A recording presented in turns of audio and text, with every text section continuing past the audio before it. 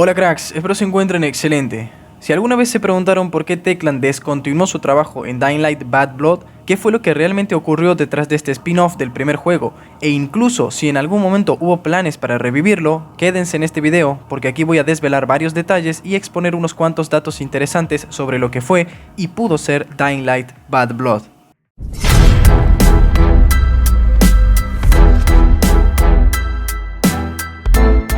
Comencemos con algo de historia. Este ambiente se desarrolla un año después de lo sucedido en la campaña principal, mientras Kyle Crane estaba en el campo.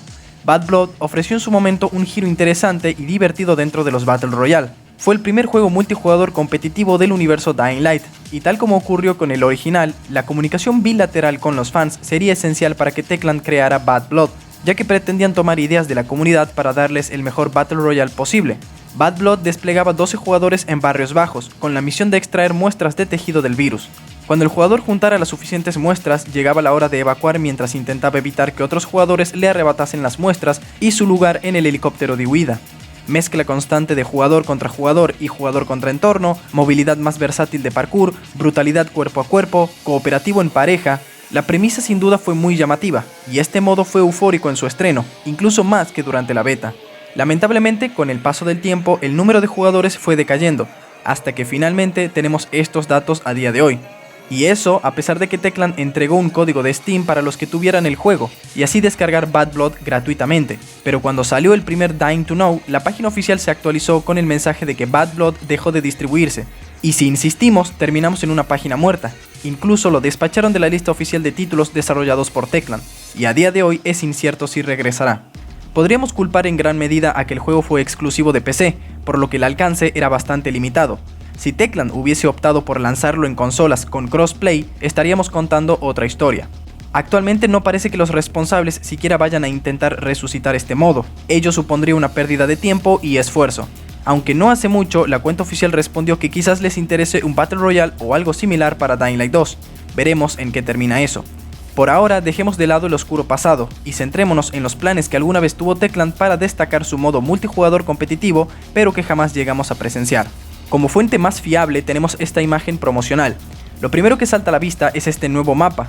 Este mapa aportaría una sensación de aislamiento mucho mayor que cualquier otro al que estemos acostumbrados dentro de Harran. Asimismo, Techland daría soporte a múltiples idiomas poco a poco y también agregaría skins femeninas para nuestro personaje. Ambas cosas, según la descripción, estaban a punto de estrenarse. Si hablamos de contenido personalizado, vemos una buena cantidad de máscaras, y quién sabe qué más iban a dejar caer. Quizás armas modificadas o más gear especializado en el estilo de juego de cada persona, como ya los tenemos en Dying Light 2, el tanque, médico, luchador, etc. Un modo para formar equipos estaba pensado, así como eventos periódicos, nuevos infectados y un modo liga, que funcionaría en base a que los equipos vayan sumando puntos en función de sus resultados en cada enfrentamiento. Al finalizar, el equipo con más puntos acumulados saldría vencedor. Todo ello estuvo en progreso, junto con promesas de actualizaciones frecuentes para corregir bugs y balancear el juego usando el feedback de la comunidad. Diría que fue un roadmap muy prometedor, sin lugar a duda. Ahora bien, ¿qué hay de Dying Light 2? ¿Por qué están conectados? Y lo más importante, ¿fue Bad Blood un prototipo que luego terminó convirtiéndose en una secuela directa del primer juego? Vamos a ponernos hipotéticos por un momento. La primera pista que tenemos es que Bad Blood se estrenó el 13 de septiembre de 2018. Para estas fechas, Techland ya estaba trabajando activamente en Dying Light 2, dado que mientras la mayoría del equipo se dedicaba a Dying Light 2, otro ínfimo porcentaje estaba volcado a optimizar y actualizar Bad Blood, por lo que muchas ideas pudieron mezclarse entre ambas entregas.